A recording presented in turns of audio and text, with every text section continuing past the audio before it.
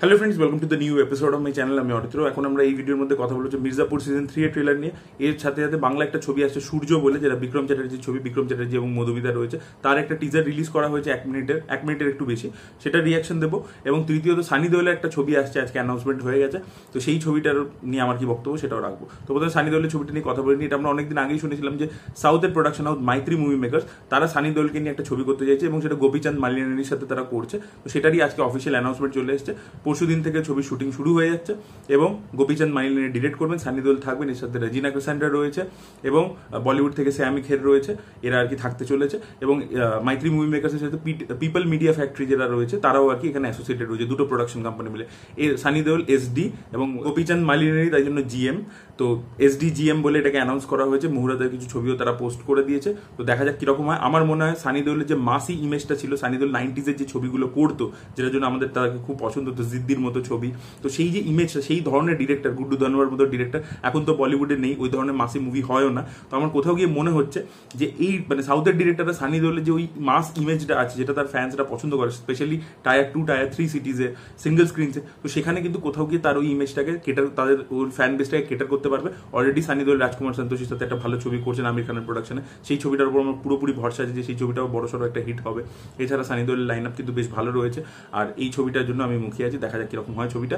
আর পরবর্তী আমরা কথা বলে নেবো হচ্ছে সূর্যর টিজার নিয়ে। তো দেখুন, এটা চার্লি বলে যে মালায়ালাম ছবিটা ছিল তার এই অফিসিয়াল রিমেক। চার্লি বলে ছবিটা আগে এই সেম প্রডিউসার তামিলে রিমেক করেছিল মারা বলে, যেটাতে ছিল মাধবন ছিল, আর মাধবন ছিল। তারপরে সেটাকে বাংলাতে তারা রিমেক করছে। বেসিক্যালি এটা মারার রিমেক, চার্লির অ্যাকচুয়ালি ডাইরেক্ট রিমেক নয়। এবার দেখুন, এই টিজারটার মধ্যে আমার যে জিনিসগুলো ভালো লেগেছে, এক হচ্ছে এর ভিজুয়ালস কিন্তু খুবই ভালো। শিলাদিত্য মল্লিক ডিরেক্ট করেছেন এবং শিলাদিত্য মল্লিকের যে কোনো ছবি দেখবেন তার ভিজুয়ালস কিন্তু খুবই ভালো, ভেরি ওয়েল শট। টিজারটাকে যেভাবে এডিট করা হয়েছে ভালো লাগছে। এবং বিক্রম চ্যাটার্জি যেহেতু রিসেন্টলি পারিয়া ছবিটা করেছেন এবং সেখানে তার অ্যাকশন ইমেজটা লোকে পছন্দ করেছে, অ্যাপ্রিসিয়েটেড করেছে, তাই জন্য কিন্তু এই টিজারের মধ্যে তার কিছু অ্যাকশন দৃশ্য কিন্তু রাখা হয়েছে এবং সেই অ্যাকশন দৃশ্যগুলো কিন্তু বেশ ভালো লাগছে। তো সেটাও ভালো লাগছে। এবং দেখুন, এখনই এইটুকু ছোট একটা টিজার দেখে আমি হিরো হিরোইনের মধ্যে কিরকম কেমিস্ট্রি, কিরকম হবে সেগুলো বেশি দেখানোও হয়নি। বাট সেটা দেখা যাক, কারণ এটা বেসিক্যালি একটা লাভ স্টোরি, তো সেখানে হিরো হিরোইনের কেমিস্ট্রি খুব ইম্পর্টেন্ট। সেটা এখান থেকে কমেন্ট করা পসিবল নয় এই টিজারটা থেকে। বাট এখন অব্দি টিজারটা আমার ডিসেন্ট একটা টিজার মনে হয়েছে, দেখা যাক কিরকম হয়। বাট ছবিটা রিমেক, দেখা যাক কতটা চলতে পারে এবং যেহেতু মানে অত বড় প্রোডাকশন কোম্পানি নয়, তো তারা কতটা প্রমোট করতে পারে, ছবিটা কিরকমভাবে দর্শকের সামনে নিয়ে আসে, সেটাই দেখার মতো বিষয় হবে। আর লাস্ট আমরা কথা বলছি মির্জাপুর সিজন 3 ট্রেলার নিয়ে। তো ট্রেলারটা ভাই ভকাল হয়েছে। ট্রেলারে সবচেয়ে প্রথমে আমার যে জিনিসটা হেভি লেগেছে, যে এখানে ভাইলেন্সের মাত্রা আরো এক লেভেল উপরে যেতে চলেছে।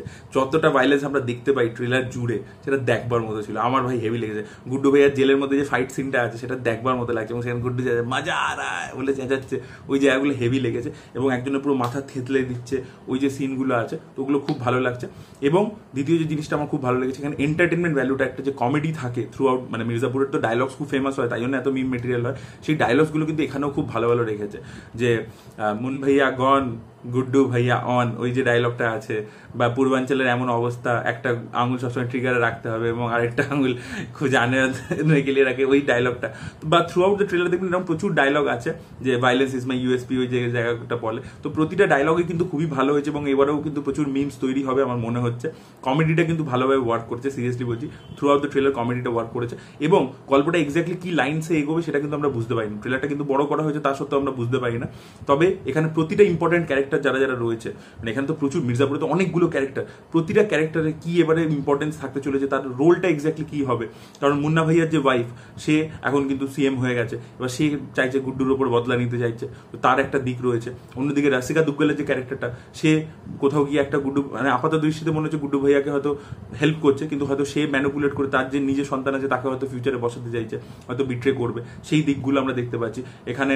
আমাদের বিজয় বর্মার যে ক্যারেক্টারটা, সে সেকেন্ড পার্টে কোথাও গিয়ে বিট্রেড হয়েছিল, তার একটা বদলার দিক আছে, সেই দিকটা আমরা দেখতে পাচ্ছি। তো প্রতিটা ক্যারেক্টারকে কিন্তু ওইভাবে স্পেস দেওয়া হয়েছে এবং যেটা বললাম, ভায়োলেন্স এবং কমেডি দুটোরই ব্যালেন্স দেখিয়েছে এবং বিশাল বড় স্কেলের হতে চলেছে, প্রচুর অ্যাকশন থাকতে চলেছে। আমার তো বেশ ভালো লেগেছে এবং ট্রেলারটা একটা অ্যান্টিসিপেশন তৈরি করতে পারে, যে কালীন ভাইয়াকে আমরা প্রথম থেকে দেখতে পাই না, কালীন ভাইয়া নেই নেই নেই নেই, লাস্টে একদম এন্ট্রি হয় মানে পঙ্কজ ত্রিপাঠীর, এবং সেই জায়গাটা কিন্তু হেভি লাগে যখন ওর আর কি এন্ট্রিটা হয়, ওই জায়গাটা হেভি লাগে কিন্তু বলছি, মানে দারুণভাবে মানে বিল্ড আপ করে করে, যে ভাই সব দেখতে পাচ্ছি, খুন জখম কমেডি, সবকটা ক্যারেক্টার দেখে নিলাম, তাদের মোটিভেশন, তারা কি করবে।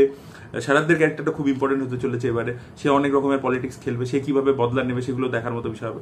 আর লাস্টে যখন পঙ্কজ ত্রিপাঠীর এন্ট্রি হয় তখন অন্য লেভেলের ভাই মস্তি চলে আসে। তো সিরিয়াসলি আমার মনে হচ্ছে এই শোটাও বিশাল হিট হতে চলেছে। দেখা যাক কিরকম হয় শোটা ওভারঅল, মানে কিরকমভাবে তারা এক্সিকিউট করে জিনিসটাকে এবং কোন দিকে এরপরে নিয়ে যায় এবং কোন কোন ইম্পর্টেন্ট ক্যারেক্টারকে তারা মেরে ফেলে। কারণ আমি টিজার রিভিউতেও বলছিলাম যে গেম অফ থ্রোনসের ফরম্যাটটা দেখুন প্রচন্ড ফলো করে ওরা, যে এক একটা ইম্পর্টেন্ট ক্যারেক্টারকে কিন্তু মেরে ফেলে ওরা সিজনের শেষে, যেটা ফার্স্ট সিজনে আমাদের এই বিক্রান্ত মাসের ক্যারেক্টারটার সাথে হয়েছিল, সেকেন্ড সিজনে দিব্যেন্দুর ক্যারেক্টারের সাথে হয়েছিল। তো দেখা যাক এই সিজনে তারা কাকে মেরে ফেলে। গুড্ডু ভাইয়াকেও মেরে ফেলতে পারে, দেখা যাক। বাট আমার মনে হয় গুড্ডু ভাইয়া মরবে না, গুড্ডু ভাইয়া কালীন ভাইয়া ওরা বেঁচে থাকবে, অন্য কোনো ইম্পর্টেন্ট ক্যারেক্টার মনে হয় মারা যায়, দেখা যাক সেটা কি হয়। আপনাদের কি মতামত আপনারা অবশ্যই কমেন্ট সেকশনে জানাবেন। এই ভিডিওটা ভালো লেগে থাকলে লাইক করুন, শেয়ার করুন, চ্যানেলকে সাবস্ক্রাইব করতে ভুলবেন না। Bye bye.